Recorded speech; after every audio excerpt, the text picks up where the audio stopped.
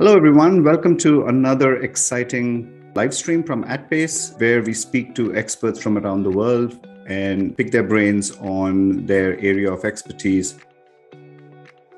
Today, I am really pleased to have Andrea Miller. So I'm just going to give you a quick introduction of who she is, and I might be out of breath at the end because it's a lot. So Andrea is the CEO of a company called The Wealthy Leader. She's an executive and leadership coach. She's also a learning and development consultant.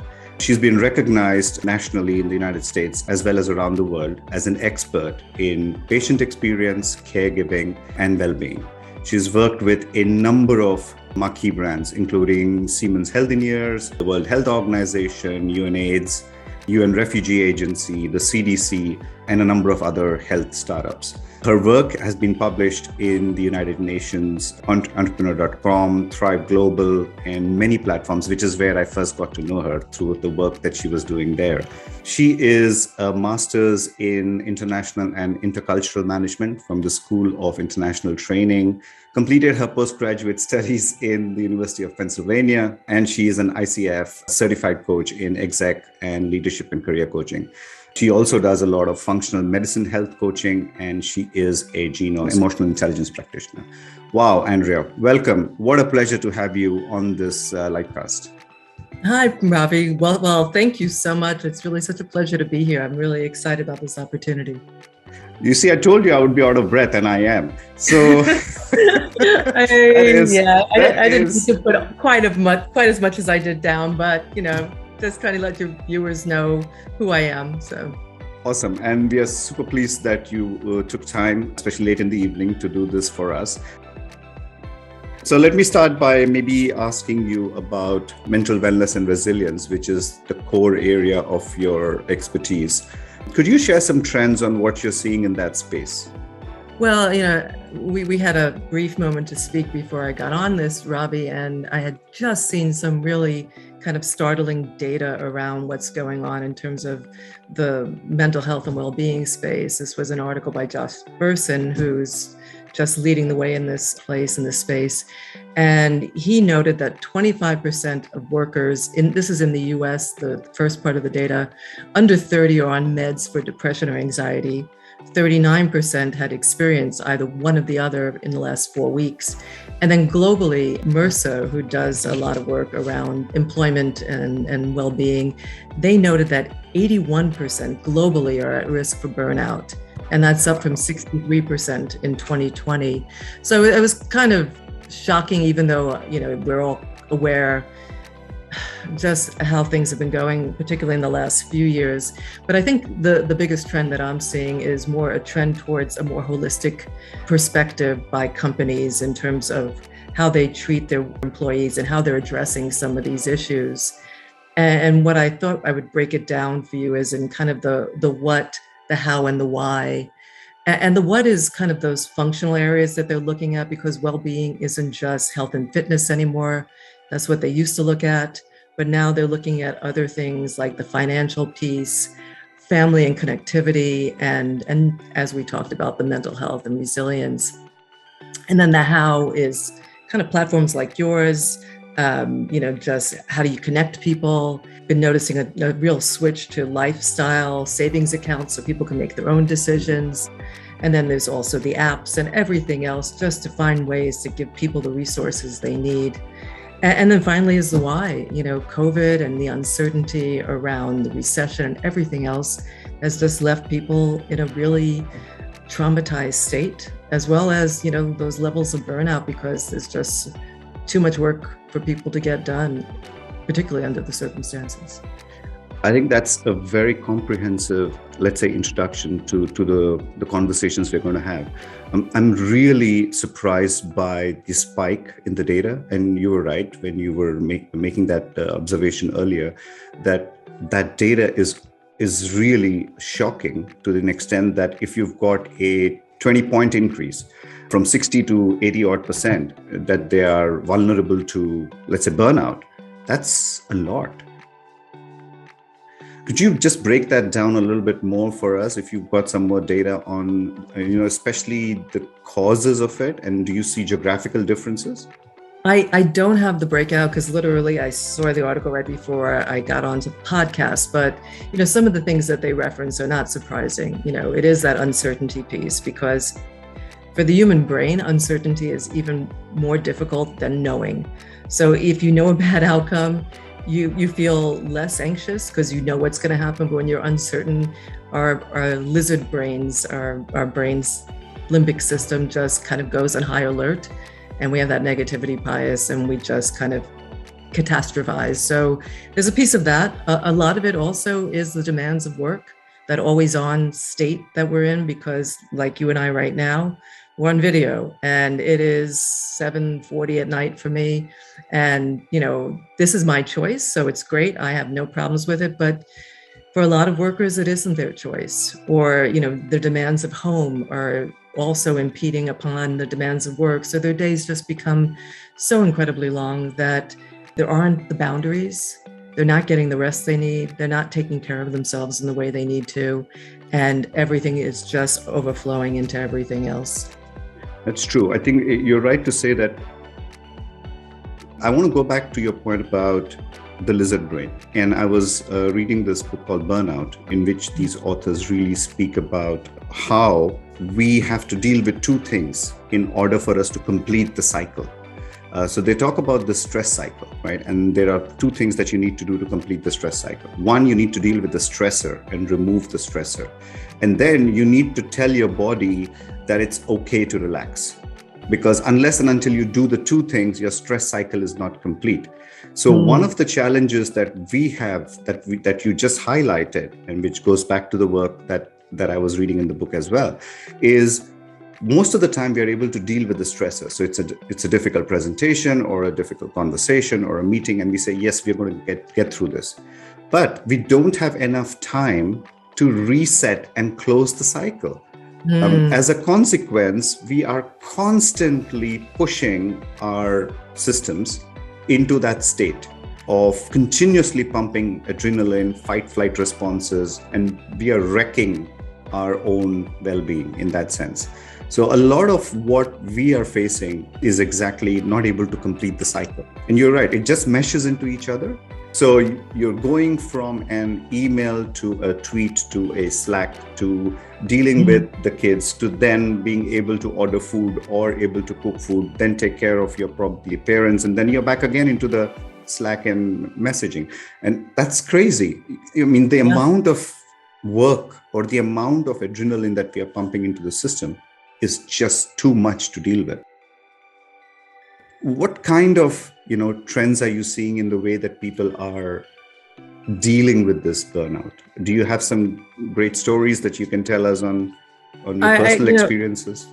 Well, I mean, I can talk about my own personal experience. As you know, Ravi, I had my own former burnout a number of years ago.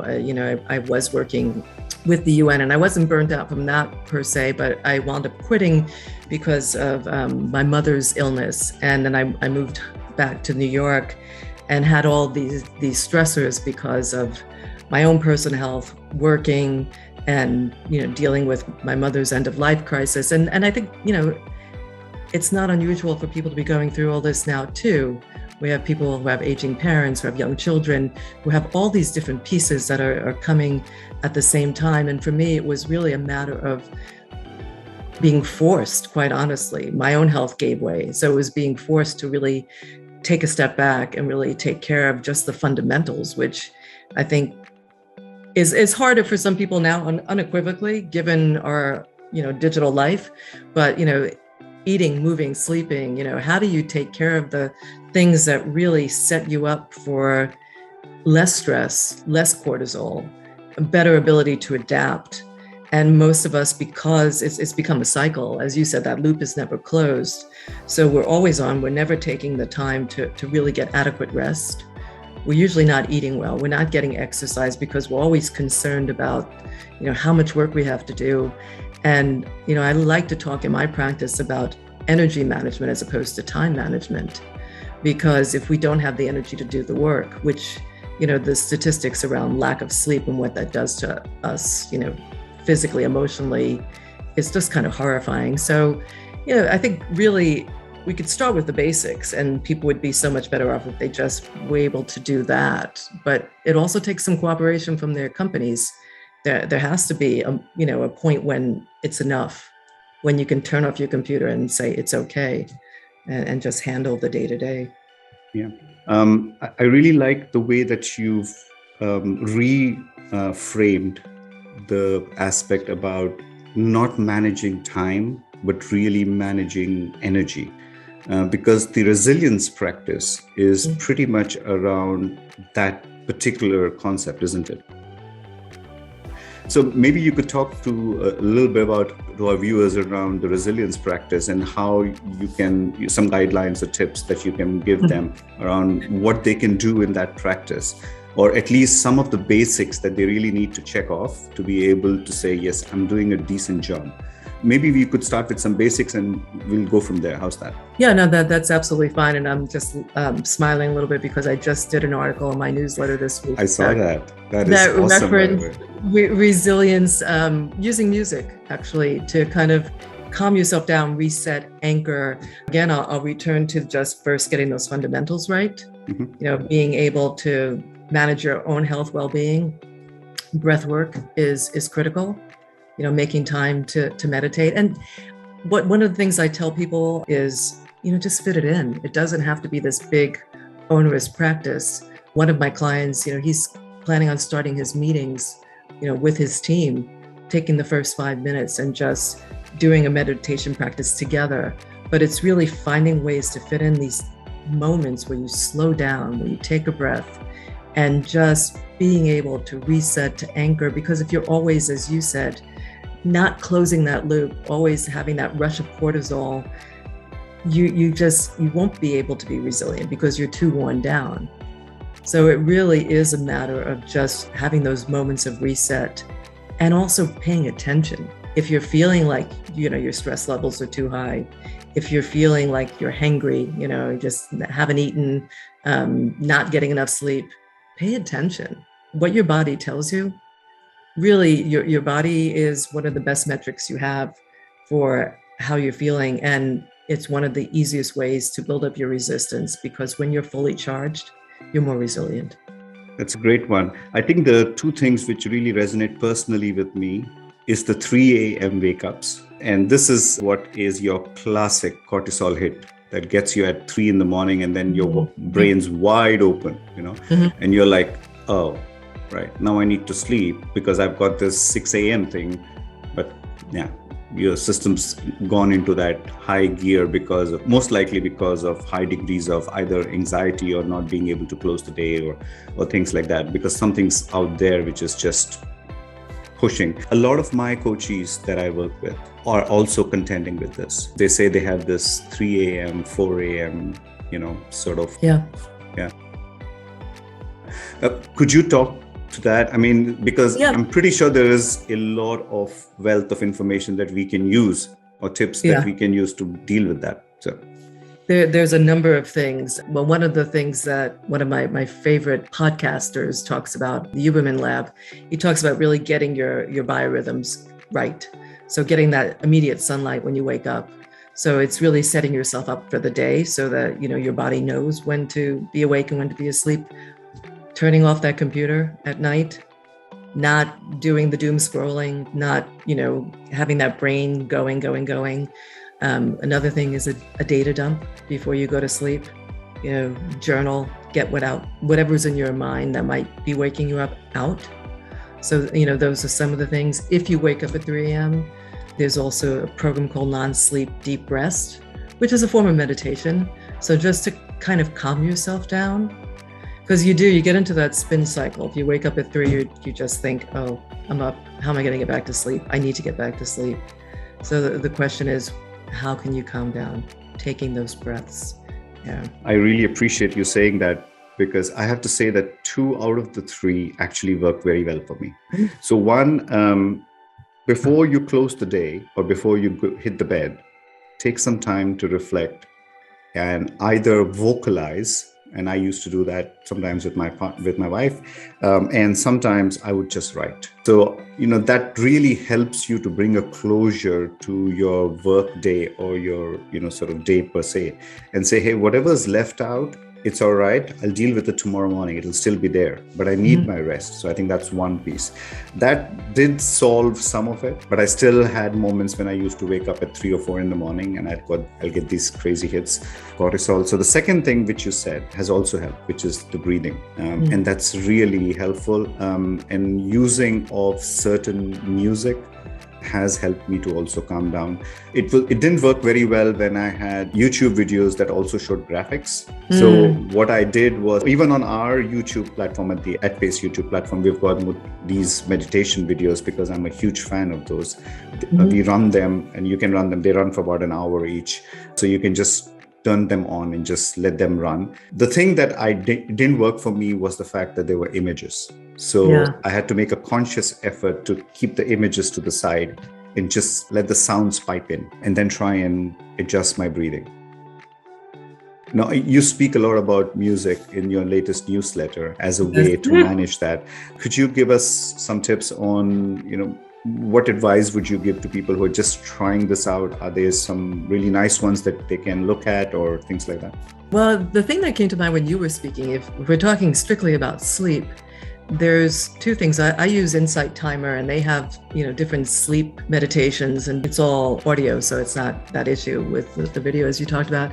And there's another app that I haven't used myself, but I'm tempted to. It's called Reverie, and it's done by, I think he's a Stanford psychologist, and it's a form of hypnosis, a meditation hypnosis, and it's based on science, and supposedly he's gotten a lot of very good results. So that might be something else for your viewers to pay attention to download. Okay, so that's Reverie and as well as Insight Timer. They have a wonderful Timer selection of sleep-based meditations and music and a variety of things, and those are free. I want to shift your attention a little bit to the broader wellness space. So not just sleep, but also more like nutrition and resilience and things like that. What kind of trends are you seeing with this return to hybrid model, and in some companies pushing employees to be in the office for certain periods of time? What kind of general wellness trends are you seeing? You spoke a little bit about the data, but are there other things that companies should look at or employees should consider? Well, I mean, the biggest trend around the hybrid workspaces and people pushing people to go back to work or people quitting. But I think one of the things that I really have been noticing too, because there is a lack of connection. People are really, and this is more, I think, a bit towards the career side too, for your younger viewers, how do you connect? How do you form those relationships? Because one of the pieces that came out of COVID that was so unique to it and so difficult for people is loneliness, which I think the researchers have equivocated it to 15 cigarettes a day or something. Wow. Completely outrageous, but it is a killer. Loneliness is really difficult for all of us, and how do you make those connections? And so there's a lot of move towards a lot of these platforms in terms of gamification and collaboration, and how do you interact with others. So there's a big piece towards that, and there's even, some of the companies are turning towards nutrition. How do you support your staff's nutrition? And some of that, depending on how much money they're putting towards it, is actually, food and ways to eat better and make it easier for people to eat better. There's all sorts of different things coming up. I did find the LSAs, those lifestyle accounts that savings accounts, which people can choose what they need within the parameters, because we're all different. And I think it's important to realize that it's not one size fits all when you're talking about well-being. So I think that's kind of an interesting trend too. Yeah, I think I really like the two things that you said. One is the fact that a lot of our young listeners who are probably just stepping into the corporate world or have been there for maybe a year or two since the beginning of the pandemic have really not experienced connection. And I think that connection piece is a very key part of what companies are also trying to orchestrate as a comeback to work experience. So I see some of the more progressive ones are really focusing on the back to work experience and not just about let's come back to work because we need to see that you're working. I've got those set of, let's say, perspectives as well from some of the work that I'm doing, that people are saying, oh, we want our teams back because we want to be sure that they're working. And my question back to them was, even when they were sitting right in front of you, how do you know they were working? And I think most of them don't have an answer for it. So I think they really need to think about the experience and the outcomes as two sort of complementary pieces, not just make it about, oh, we are resetting, we're going back to the way it was. Fortunately, we can never go back to the way it was. And I think we need to chart a path forward. So I think this has been quite exciting for me to hear from you on those tips. Do you have any upskilling or areas of tips that you would like to offer to our listeners on how they can make self-care a priority? Are there 2 or 3 areas that you really want them to focus on? Well, I think the number one area is sleep. Unquestionably, you have to get that right, because if you don't get enough sleep, it's the equivalent of being drunk. I think it's 0.05. It's the equivalent of having a certain level of alcohol in your system. Your ability to focus, concentrate, be creative, be innovative. And I know personally my irritability factor goes up, which, I think is critical when you're in an office, how well you can interact with your colleagues. But that would be my first line of defense, is really getting them to really make it a priority to get 7 to 9 hours of sleep, depending on what their needs are. That is number one. I'd say breathing is super critical in terms of being able to manage their stress. And within that, not being afraid to ask for help. If you're having some mental health issues, if you're just feeling like something's not right, finding someone to talk to, whether it be a friend, a counselor, your boss, whoever it is that you trust, that you feel safe with, but asking for the support you need. I think that is really, I can't say that enough. I know there's some stigma around it still, but with all the online tools, all the platforms, it can be a much more private thing. But if you need help, ask for it. I know it's hard, but it's important. Those are the 2 most critical. Nutrition is obviously so important. How you feed yourself, how you nourish yourself is how you're going to show up during the day, and it impacts your health on so many levels. So I put that in there too. That's probably the trifecta, right? Sleep, nutrition, and wellness in terms of being able to take care and ask for help and support. This is an amazing sort of combination. If you get that balance right between being able to eat well, sleep properly, and still be mindful of where you are and ask for help when you need to and get the help you need, I think that can really change the overall energy management that you're going through, that you speak about. I want to share a story, and then I would probably ask you to just comment on it. Last week, I was in conversations with a very senior leader, and they were speaking about, Ravi, I'm having trouble managing the performance of one of my employees. And the person just doesn't show up as the way that we want them to, does not meet the objectives and so on. And the minute we try and push the person, we get this whole mental wellness, sort of flag that the person raises. So how do you want, or what kind of coaching can you provide to me to help me manage this kind of a difficult employee? And I listened to the person and I thought, what can I tell this person? So my first question back was, tell me, what did your HR team say? And he said something about what the HR team has said. And my question was, how do you feel about that? And he said, I want to manage the performance because for me, that's crucial. And I said, okay, I get it. We are all measured by performance. Can you just take that hat off for a second? Put on your human hat. How would you want somebody to respond to you if you were struggling? Some of my favorite questions. Yeah. Right. And I just saw the bulb go on and the person just went quiet. What advice would you give line managers or to leaders who are really pushing for performance and companies who are really wanting to transform themselves through this recession on how they can find the balance between performance and wellness?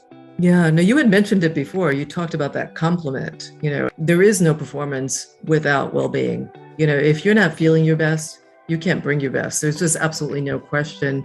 And I just want to say, I love that question. It's one of my favorites, the one you asked him.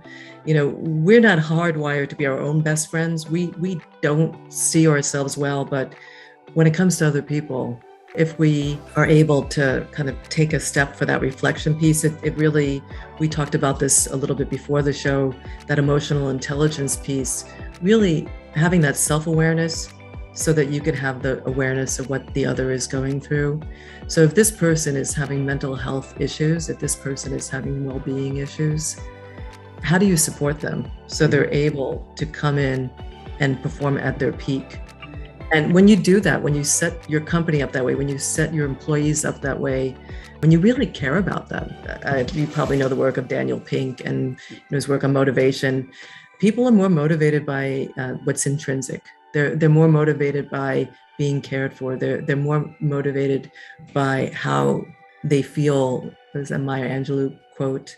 People remember how you make them feel. I'm paraphrasing, but so when you treat your employees with dignity and respect, they want to do better. When they have purpose, when they have motivation that really is core to who they are, the performance comes. So it is about investing in your people in order to really get that performance, as you mentioned before, that complement of the two. Brilliant. I think I really like the quote from Maya Angelou. I think that is so true. People would forget, what you said, but they would always remember the way that you make them feel. So that's a great place for us to thank you for the insights. Thank you for your amazing sharing and the reminders that the holy grail of performance is really through sleep, nutrition, and wellness. So thank you for that. It's amazing. Always pleased to have you on the show, and I look forward to welcome you again. My pleasure, Ravi. So glad to be here.